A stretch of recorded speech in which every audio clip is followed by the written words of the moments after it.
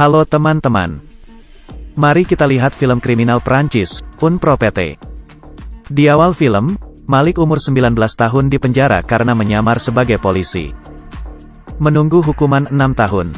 Pengacara minta ia tanda tangan. Bahkan ia tidak mengerti maksudnya. Ia sama sekali tidak tahu kehidupan apa yang akan ia jalani.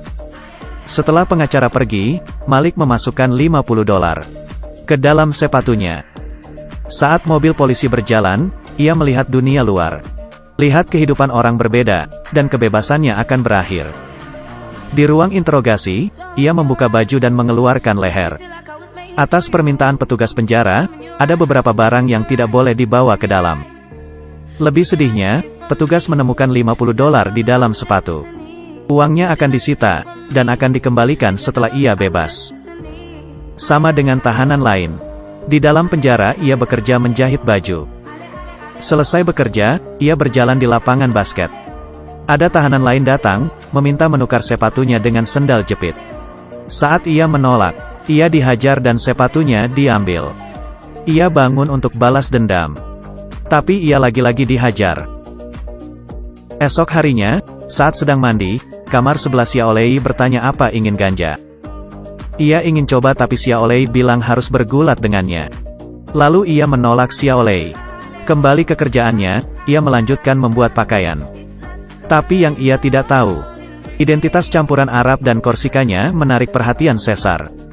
Caesar adalah pemimpin di penjara, ia bisa dengan tenang berurusan dan penjaga penjara. Memiliki posisi tinggi di dalam penjara. Sekali, petugas penjara beritahu Caesar. Bos Caesar ingin dirinya membunuh salah satu tahanan, Xiaolei. Caesar tidak mau melakukannya. Malik pendatang baru menjadi pilihannya. Di lapangan, Caesar memberitahunya, tanpa perlindungan kita, kamu tidak bisa bertahan di penjara. Dan Malik ingin menyelamatkan hidupnya dan harus membunuh Xiaolei. Caesar beritahu, Xiaolei adalah orang yang waktu itu ada di dalam kamar mandi. Malik tidak ingin dan tidak berani bunuh orang. Di dalam sel tahanan ia terus berpikir, berharap bisa minta bantuan petugas. Tapi yang datang suruhan Caesar. Kepalanya dibekap plastik, mengancam memaksa Malik untuk melakukan yang mereka minta. Tahu kalau ia tidak bisa lari, jadi ia setuju. Ia memasukkan pisau ke mulutnya, datang ke kamar Xiaolei. Xiaolei mengecek seluruh tubuhnya. Memberikannya secangkir kopi. Xiaolei memperlakukannya seperti teman lama. Malik duduk di atas ranjang penuh kebingungan. Tahu pisau yang ada di dalam mulut bisa melukainya. Ia harus bergerak. Balik badan menusuk pisau ke arah leher Xiaolei. Ini pertama kalinya membunuh orang, yang ia tidak inginkan. Dari sini, ia dapat perlindungan dari Caesar. Ia dikirim untuk belajar.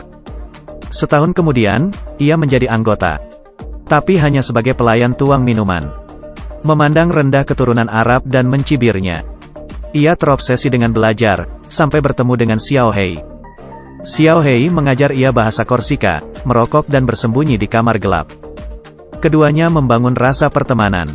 Tidak lama, ia dibebaskan karena menderita kanker. Sesuai dengan syarat Kementerian Keamanan Nasional, banyak orang Korsika dipindahkan ke penjara lain. Ini artinya, anak buah Caesar berkurang. Ia tidak bisa menghadapi situasi ini. Suatu hari, ia beritahu Caesar bahwa ia bisa bahasa Korsika. Bisa membantunya menyelesaikan masalah. Di bawah aturan Caesar, ia menjadi bawahan untuk memenuhi kemewahannya. Selama berhari-hari, ia memanfaatkan pekerjaan. Membantu melakukan banyak hal. Ia berkenalan dengan pengedar narkoba, Ho. Ho berharap bisa bekerja sama dengannya untuk bisnis narkoba. Caesar semakin percaya dia, bahkan sampai membantunya keluar dari penjara. Menggantikannya melakukan sesuatu. Tahu ia akan dibebaskan, Ho beritahunya. Adiknya yang membawa narkoba ditangkap bea cukai. Menyembunyikan setumpuk obat di toilet. Ia harap Malik bisa mengeluarkan obat-obatan ini untuk melakukan bisnis besar. Setelah bebas, ia dijemput oleh sekelompok orang sesuai kesepakatan. Atas permintaan Caesar, ia perlu mengirim kotak ke tempat yang ditentukan. Bisa mendapatkan hadiah. Ia berhasil menjalankan tugas Caesar.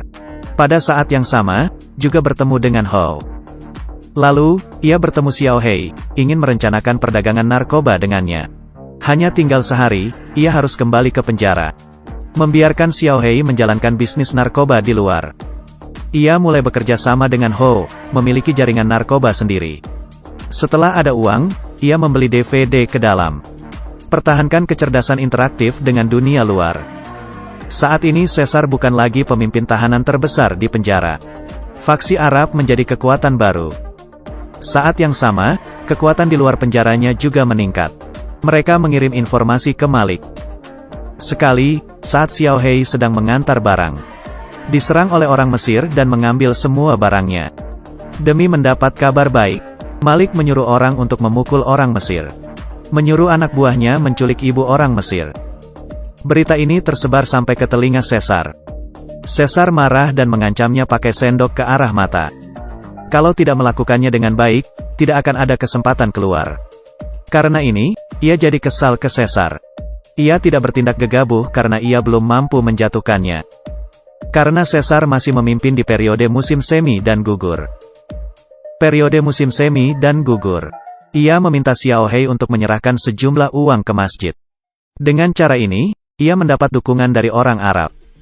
Di hari Natal, mereka berdua bicara. Minta Malik untuk membunuh bosnya Caesar, Makai. Pada saat bersamaan, kondisi kanker Xiao Hei memburuk dan butuh uang banyak untuk keluarganya. Xiao Hei setuju dengannya dan bekerja sama.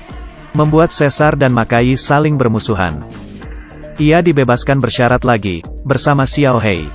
Mencari Makai, tapi tidak dibunuh. Malah pistol mengarahkan ke sebelahnya.